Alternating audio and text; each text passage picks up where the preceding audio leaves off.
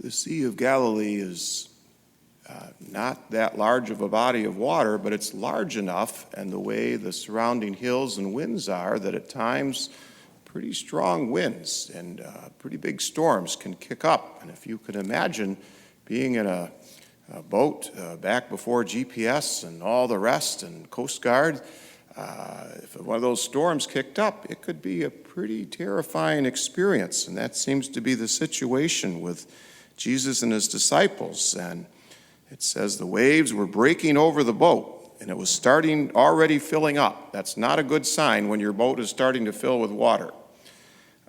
So the disciples were pretty upset, and then they look, and there's Jesus asleep on a cushion. And they wake him and say, "Teacher, do you not care that we are perishing?" Jesus wakes up, rebukes the wind, says to the sea, "Quiet, be still." The wind ceased, and there was great calm.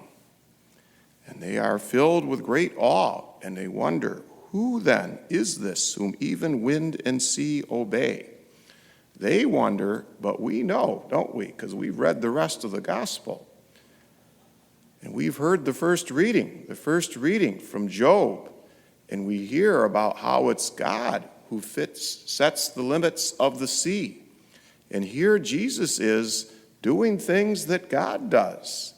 And we know who Jesus is, fully God and fully human, our Savior.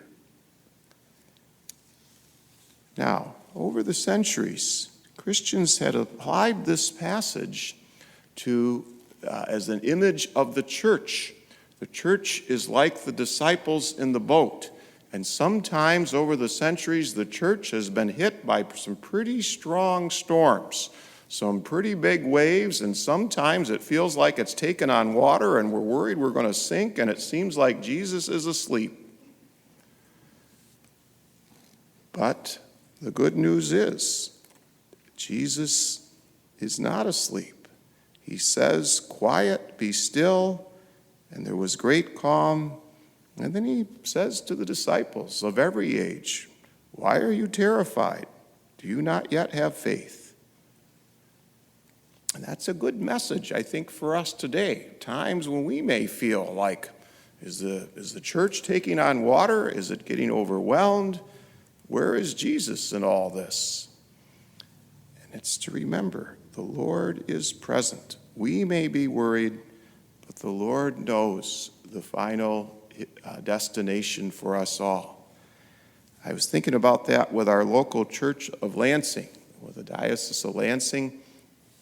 You've been hearing about the realignment of resources mission, and it's caused some of us some concern. What's going to happen? We remember when there was something like this a few years ago, and the result was there were a lot of parishes that closed and merged, and is that what this is all about?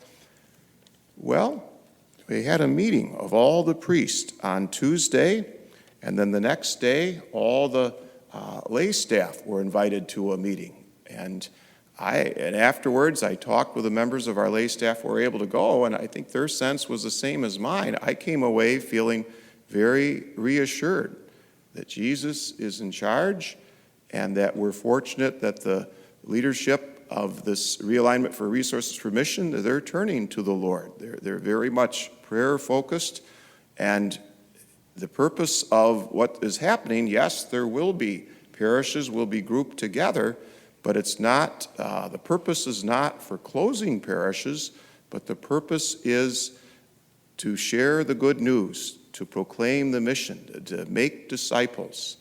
And it may result in some changes. That happens.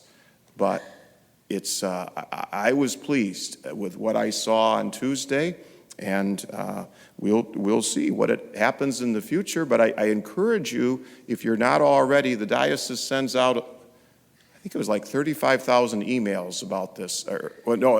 That's how many people receive email. They send out a lot of emails, but it's not 35,000. So, but at times.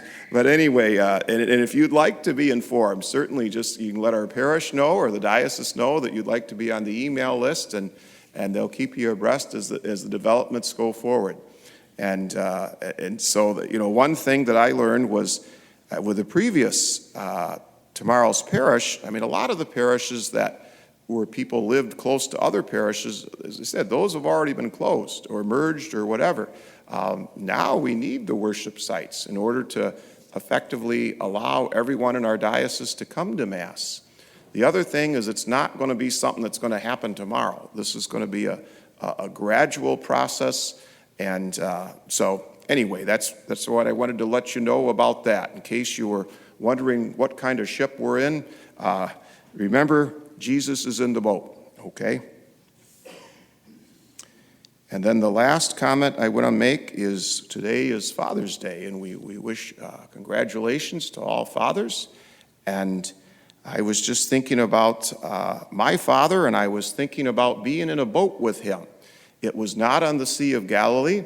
It was a much smaller body of water. It was Sheets's Lake, a little lake near where we lived. And when I was young, and my older brother and my dad went fishing, and he was going to take us out in the rowboat, put on our life preservers. But I was terrified. I thought, wait a minute. That water is deep. It's over my head. And you want me to get in this boat? I said, I'll just fish from shore, thank you. But I may have had concerns about the boat and the water, but I had trust in my dad. And if he said it was okay, I got in the boat, and I'm here today to tell you about it. I think the thing that helped with my father, that allowed me to put trust in him, is he put trust in God. And one of my things I remember about him, every night before he went to bed, he knelt down and he said his prayers.